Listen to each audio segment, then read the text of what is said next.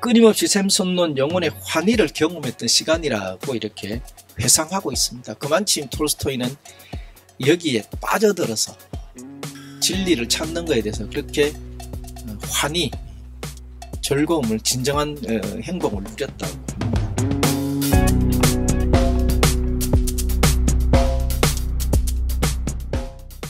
네, 여러분 잘 지내셨죠? 요즘 우리나라가 많이 좀 혼란하고 또 여러모로 많은 분들이 힘들어하는 것 같은데, 이 와중에 우리가 더욱더 생각 있는 삶을 살면 좋겠다라는 그런 마음이, 그런 생각이 듭니다. 지난 시간에 이어서 오늘 그 톨스토이 복음서 머릿말 부분에 대해서 좀 더 이야기를 나누고자 합니다. 세 번째 그 머릿말에서 저희들이 좀 알 수 있는 것은, 그 톨스토이가 그런 어떤 자기 나름의 방황 그리고 회심하면서 이제 찾게 되는 것이 뭐냐면 빛과 진리에 대한 발견이라고 합니다. 본문에는 이렇게 나와 있습니다. 참된 삶을 살아가는 사람들에게 활력을 주는 영혼에 관한 설명이었다라고 이제 예수를 그렇게 표현을 하죠. 그 다음에 나는 빛을 몰랐고 인생에서 확실한 진리가 없다고 생각했다. 오로지 빛밖에는 없다는 것을 깨닫자 그 빛의 원천을 찾기 시작했다. 그러니까 톨스토이가 삶을, 인생을 살아오다가 자기가 그 어둠에서 벗어날 수 없다는 생각을 할 때는 빛을 몰랐다는 거죠. 예. 사실 많은 사람들이, 우리 성경에도 그렇게 표현이 됐습니다. 빛이 왔으나 빛을 받아들이지 않죠. 예. 그런 거죠. 그래서 톨스토이도 이때 확실한 진리가 없다고 생각하죠. 왜냐하면 빛을 못 본 사람은 진리를 모르기 때문에 그렇습니다. 근데 나중에 깨닫게 된 거죠. 아, 빛이 있구나. 그리고 빛밖에 없구나. 그러다 보니까 톨스토이가 그 빛의 원천을 찾아가기 시작했다라고. 그래서 이제 다음 문구를 이렇게 써놨습니다.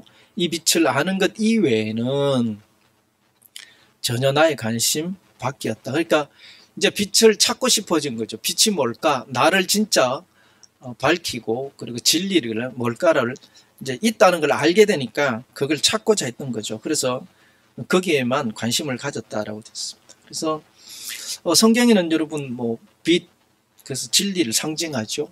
그리고 생명을 상징합니다. 그래서 복음서 안에서 톨스토이는 그걸 찾기 시작했고, 사실 톨스토이는 1800년 정도를, 우리로 말하면 2000여 년 전에 벌써 그 빛이 제대로 있어 왔다는 것을 자기는 유일한 의미로 이제 받아들입니다. 톨스토이 때는 한 1800년 세월이 되겠죠. 지금은 한 200년 흘렀으니까. 그리고 이 빛은 그 무엇으로 구성되었는지, 어디서 왔는지 따위가 중요하지 않다. 그 빛 자체, 그리고 삶을 변화시키는 진리라는 게 중요하다.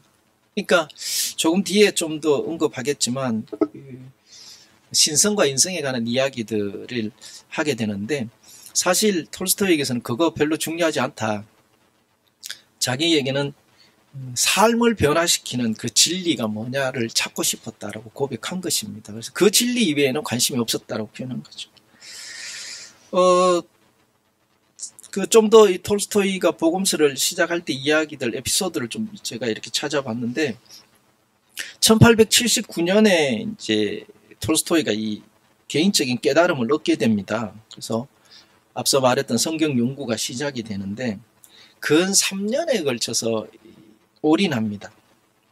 그래서 그 주변에서 또 나중에 훗날의 이야기들이 보면 이 시기에 극도로 집중력을 발휘했었고요.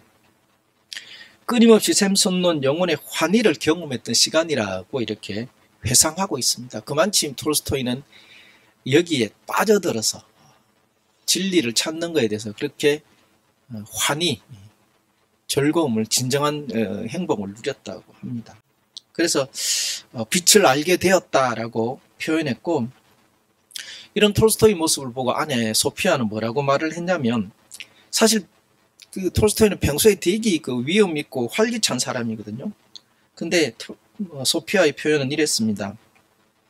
차분하고 집중력이 있으며 조용한 사람으로 변했다라고 표현할 정도로 톨스토이가 이 복음서를 집필할 때는 이렇게 엄청난 어떤 생활에 변화가 있었다라고 볼 수 있습니다. 또 톨스토이가 얼마나 여기에 그 집중했냐를 또 하나의 더 에피소드를 좀 말씀드리면 그 투르게네프라는 사람이 있습니다.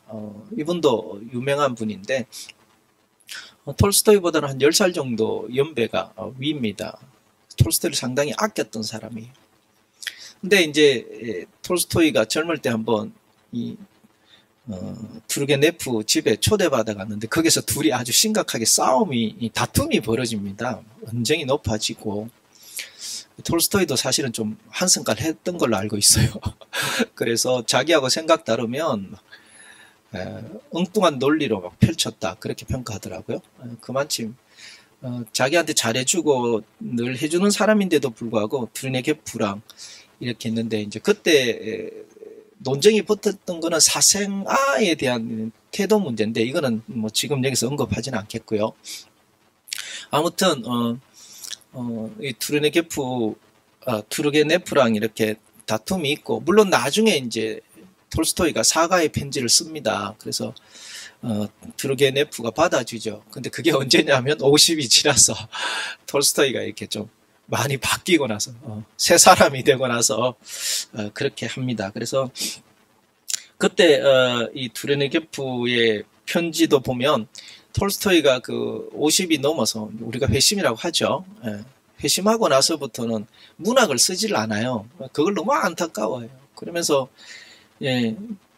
투르게네프가 죽어갈 막 이제 좀 일찍 돌아가시는데 그때 이제 편지를 막 쓰는데 그 편지에는 뭐라고 돼 있냐면 거의 모든 나라의 말로 쓰인 성서와 복음서에 둘러싸여서 산처럼 쌓인 종이를 글자로 메우고 있습니다라고 톨스토이를 이렇게 묘사했습니다.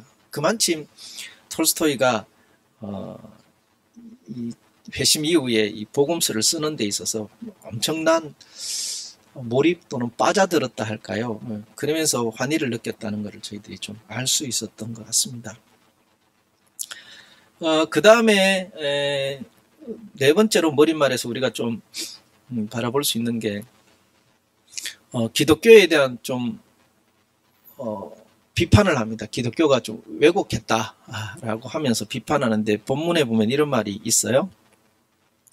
예수의 가르침을 올바로 이해하기 위해서는 과거에 그랬던 해석들의 주요 원인을 반드시 알아내야만 하기 때문이다. 그리스도교의 가르침이라는 울타리 안에서 교회의 가르침이 전파되어 왔다는 사실이다. 이 말은 뭐냐면 예수님의 그 삶이나 그런 것들이 교회라는 그 울타리 안에서 좀 이렇게 다르게 표현됐다 할까요? 변화됐다. 사실 가톨릭에서 개신교가 종교개혁 일으킨 것도 교회와 말씀의 우선순위에 대해서 반기를 든 게 사실 개신교잖아요. 그래서 예수님의 진짜 사상이 교회라는 테두리 안에서 좀 많이 왜곡되었다. 그래서 교회 근위라는 것, 그리고 그 안에서 변질되었다라고 좀 생각하죠. 그래서 톨스토이는 교리나 신학적 해석으로 예수님의 진짜 사상이, 그 삶이 오염됐다고 생각합니다. 그래서 톨스토이는 그 교리 비판서도 써요. 그래서 나중에 정교에서 퇴출되는 그런 일을 겪게 되는데 그만큼 톨스토이는 좀 생각이 독특했습니다. 그래서 예수님의 진짜 사상이 많이 이렇게 변질되고 오염되고 왜곡됐다고 평가하는 것이 톨스토이의 생각이었습니다. 그 다음에 다섯 번째 머릿말에서 우리가 좀 볼 수 있는 것은 이제 아주 중요한 요소이기도 한데 신성과 인성에 대한 혼란. 이 부분, 몇 가지 부분들을 가지고 톨스토이의 생각을 좀 비판하기도 합니다. 학자들이나 또 현대 신학자들이. 인성과 신성에 관한 건데 본문에 좀 보면 이런 말이 있습니다. 본질적인 것은 그의 가르침이 근본적으로 무엇인가를 아는 것이다. 이 말은 뭐냐면 인성이냐 신성이냐 그래서 막 이야기하는 게 아니라 가장 중요한 거는 예수가 가르친 그 근본이 무엇이냐를 아는 것이다, 이 뜻이거든요. 그래서 신성이 가져온 문제, 그다음 신성이니까 아까 말했던 왜곡된 그런 부분들이 나타나지 않습니까? 이제 그런 거에 대한 이야기들을 좀 반대하고, 또 인성만 주장하는, 이 당시에는 그 이성이 강한 시대였으니까 역사적 예수가 상당히 이렇게 아카데믹하게 있을 때죠.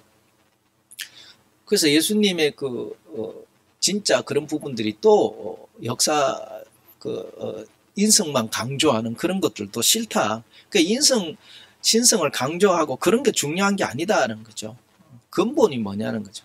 그래서 다음 문장에 보면 예수가 하나님이 아니었고 그의 가르침에 신성하지 않았던 것을 증명하는 것은 본질적인 게 아니다. 그러니까 인성이니 신성이니 따지는 게 중요한 게 아니고 진짜 본질은 예수가 어떤 삶을 살고자 했느냐, 그게 뭘 가르쳤냐, 그 이야기를 지금 하는 겁니다. 그래서 진짜 예수님의 가르침이 고귀하고 또 이 땅에서 도덕과 윤리적인 기준을 제시하는 그게 중요하지, 인성이냐 신성이냐 이건 부차적인 문제다, 이런 이야기를 하는 것으로 톨스토이는 이 복음서를 써나가려 가려고 한다는 것을 어필하고 있는 것입니다. 자, 오늘까지 이야기를 좀 보면 기존에 우리가 보통 기독교 단체에서 보는 사고하고 조금 다를 수 있습니다. 그거는 톨스토이 생각이 그렇게 생각하고 고민하고 또 깨달아서 정리한 것이라고 저는 생각합니다. 그래서 톨스토이 생각이라고 보면 또 그 당시에 시대가 줬던 또 종교계가 줬던 부분들을 반대급부로 좀 생각했지 않았을까. 근데 저는 또 사실 오늘날 시대도 이 톨스토이 이런 생각들이 좀 필요하지 않을까라는 생각을 해봅니다. 오늘은 여기까지 하면서 마무리하겠습니다. 감사합니다.